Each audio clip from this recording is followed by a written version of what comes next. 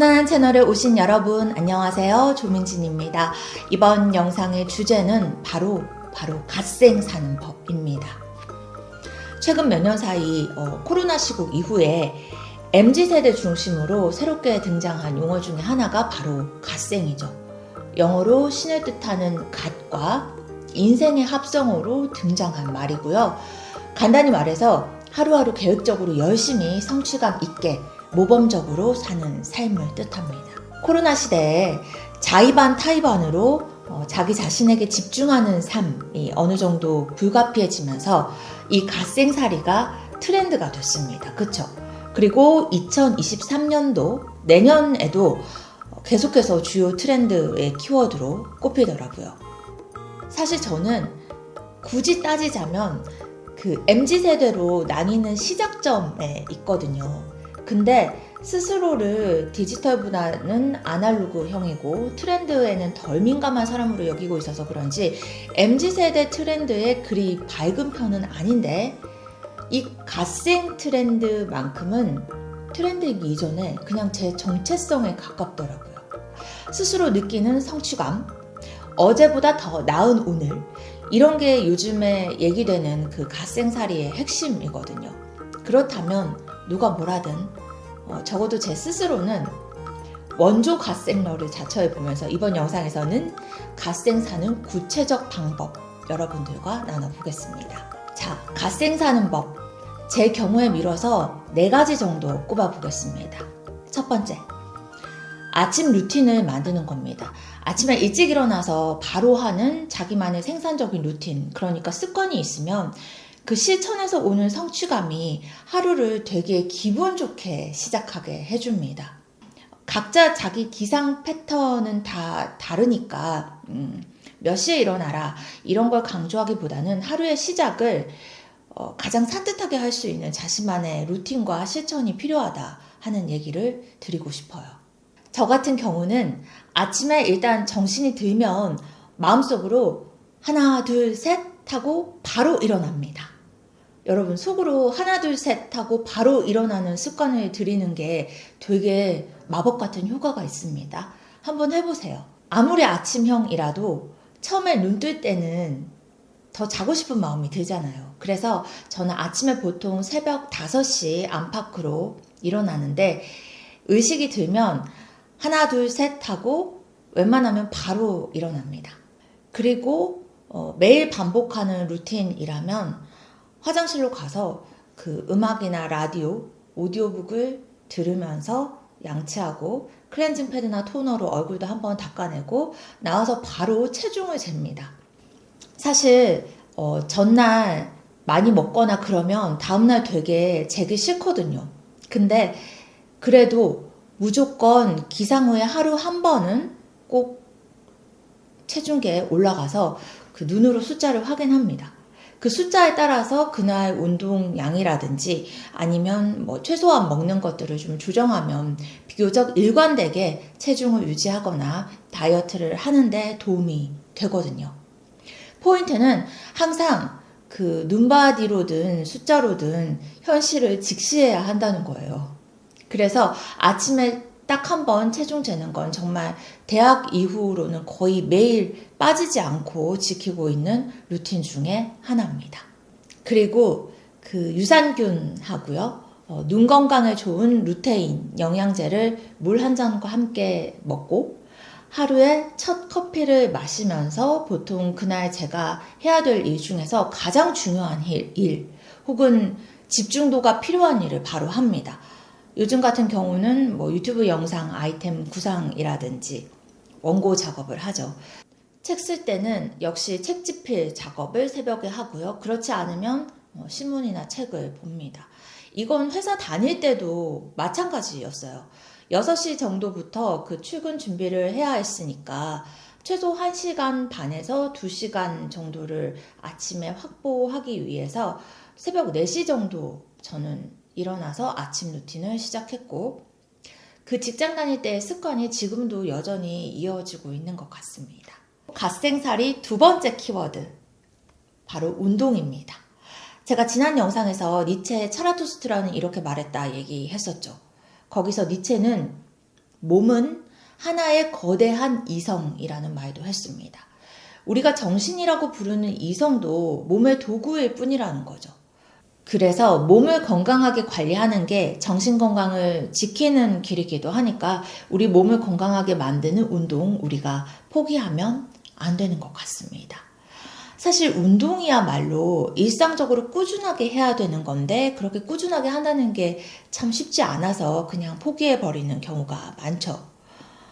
저도 다양한 시도를 했었고 뭐 실패하기도 하고 그랬었는데 이제는 어느 정도 제가 꾸준히 할 수 있는 운동에 관한 나름의 루틴도 갖고 있습니다. 저는 일주일에 한 2번 정도는 쿠폰을 사용하는 운동 수업을 듣습니다. 주로 필라테스나 요가 같은 뭐 약간 정적인 운동을 좋아하는 편인데 쿠폰제로 운영되는 그 센터를 이용하면 직접 예약하고 쿠폰을 쓰는 식이 되니까 대부분 등록한 횟수만큼 알뜰하게 횟수를 다 채우게 되더라고요. 그래서 쿠폰 쓸 때마다 또 성취감도 생깁니다. 그리고 이렇게 센터 수업을 못 듣는 경우에도 꾸준히 운동을 이어가는 방법은요, 바로 걷는 겁니다. 그러니까 여러분, 집 밖을 그냥 거대한 헬스장이라고 생각하시면 좋습니다. 그리고 가급적 많이 걸어 다니세요.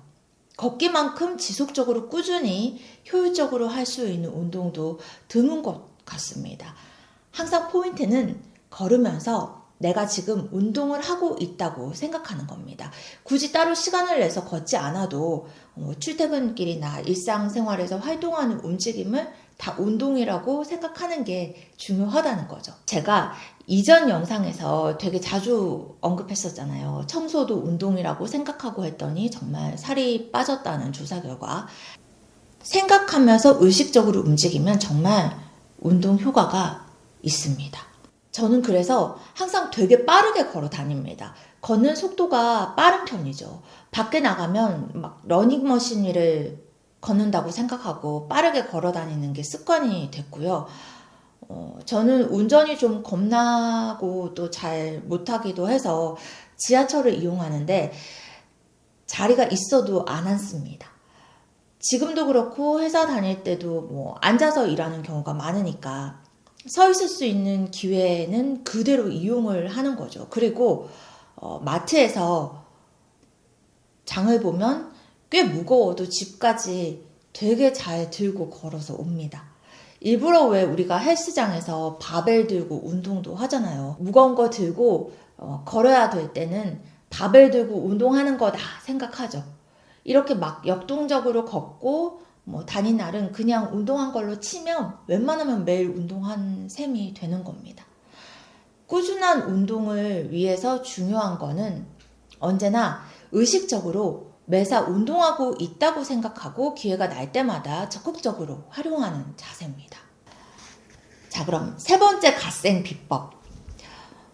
자투리 시간을 활용하는 겁니다. 여러분, 그 작지만 확실한 행복이라고 소확행이라는 말이 있잖아요.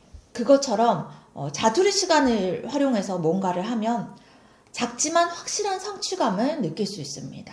자투리 시간은 대개 5분, 10분, 많으면 2, 30분 정도 될 수도 있겠죠.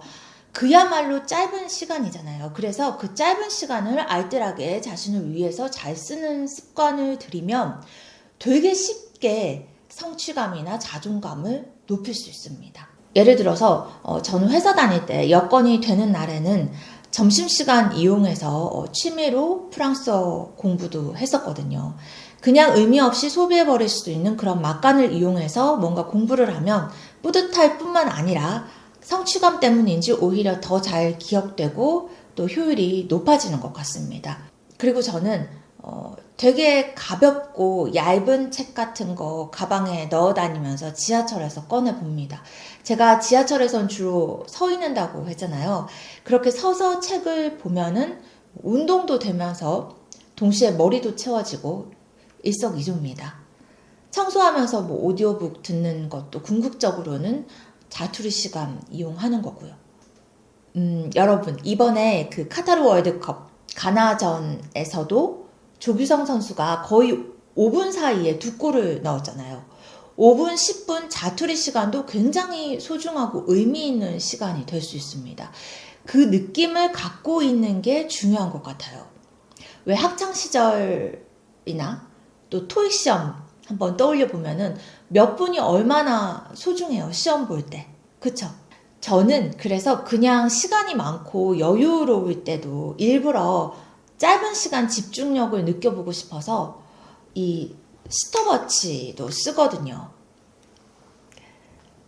10분 카운트 되게 해놓고 책을 최대한 많이 읽으려고 해본다든지 또 집에 있는 운동기구, 뭐 바이크를 탄다든지 하면서 굉장히 짧은 자투리 시간의 소중함 또 성취감을 느껴봅니다. 여러분들도 스톱워치 사용해서 그 짧은 시간 밀도 높게 써보시는 거 추천드릴게요. 은근 재미도 있습니다. 그리고 갓생살이 마지막 비법은 바로 다이어리 쓰기입니다. 여러분, 최근 트렌드라는 그 갓생살이의 본질은 결국 자기 관리입니다. 지금 보시는 편안한 채널이 추구하는 콘텐츠이기도 하죠. 제가 생각하는 자기 관리는 궁극적으로는 조용하게 또 치밀하게 하는 것이고요. 내가 그 누구도 아닌 나로부터 인정받는 일입니다. 그래서 다이어리를 쓰면서 내가 나를 위해서 매일 해나가고 있는 것들을 기록하고 또 확인하는 작업이 많은 도움이 됩니다. 다이어리 쓰기는 그야말로 일절 남을 의식하지 않는 나 자신과의 대화쯤으로 여기면 됩니다. 내가 나를 경영한다고 생각했을 때 그 다이어리에는 그 경영 비법, 디테일을 담는 거죠. 경영자 입장에서는 그 1급 기밀이 되는 겁니다. 그만큼 내가 나를 각별하게 다루고 또 이끌고 관리해 나간다는 마음가짐을 가지면 좋다는 얘기입니다. 저도 그래서 뭐 별거는 없지만 아무에게도 보여주지 않는 다이어리를 씁니다. 내가 나한테 보고하는 거죠. 오늘 이렇게 살아노라. 자기관리의 핵심은 내가 사장이자 직원이 되는 겁니다, 여러분. 내가 나를 잘 부려야 되는 거죠. 그래서 저는 스스로에게 최대한 잘 보이기 위해서 뭐 잘하고 있는 것들을 여기다 기록하고 또 못한 것들은 내일 하겠다고 기록하고 있습니다. 자, 그럼 여러분 세대를 불문하고 2022년 남은 한 달 지금부터 또 내년까지 쭉 갓생살이 한번 도전해보면 어떨까 합니다. 이 영상을 보시는 여러분 그리고 저도 더 이상적인 모습으로 꼭 성공하길 바라면서 이번 영상 마무리하겠습니다. 여러분 편안하시고요. 구독과 좋아요 또 좋은 댓글로 함께 해주시면 감사하겠습니다. 또 뵐게요.